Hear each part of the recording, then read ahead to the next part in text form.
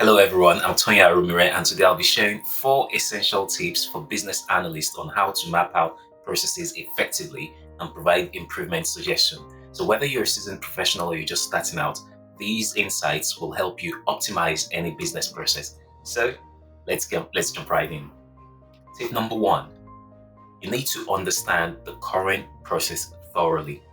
Now, to start off, it's crucial to have an in-depth understanding of the current process or processes.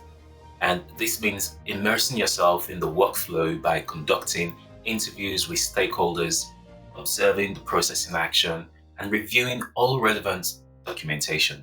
Now, the goal here is to gather enough information to help you create a comprehensive picture of those processes as it exists today. So you can identify areas that need improvement. You can do what needs to help them get from point A to point B. Now, remember, a good business analyst asks great questions and listen more often than they speak. So pay close attention to the details.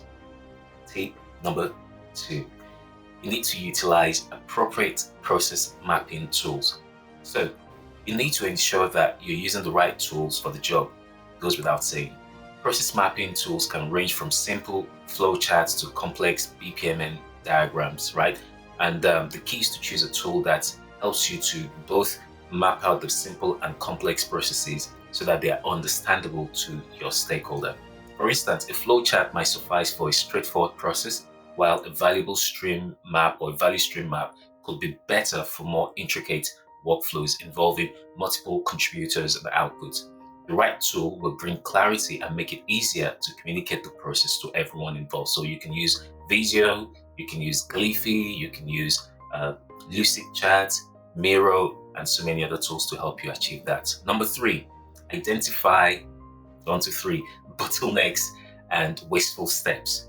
So the goal here is to pinpoint pain points within the organization and look at the processes and the bottlenecks and where they exist. So you want to analyze and identify these bottlenecks. Now, there's so many ways to do that, and one of them is the lean method. So the goal is to look for where there are delays, what creates unnecessary work, unnecessary handoffs, and challenges from customer perspective.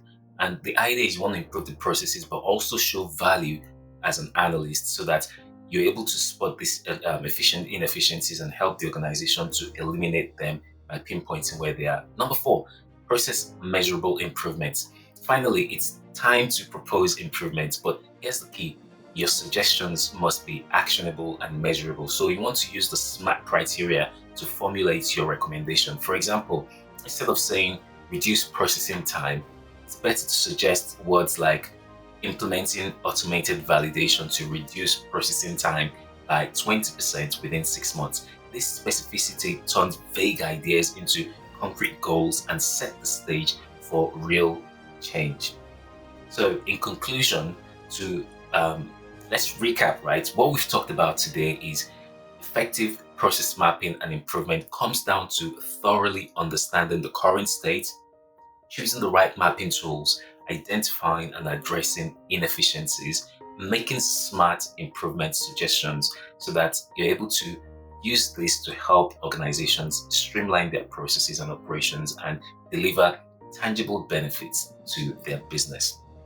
So if you found these tips useful, please like, share, and subscribe for more insights to all our channels. And don't hesitate to reach out if you're looking for tailored suggestions on how to enhance business processes by visiting our website. It's www.ba-mastery.com. Thank you for watching, and I look forward to seeing you on the top. Goodbye.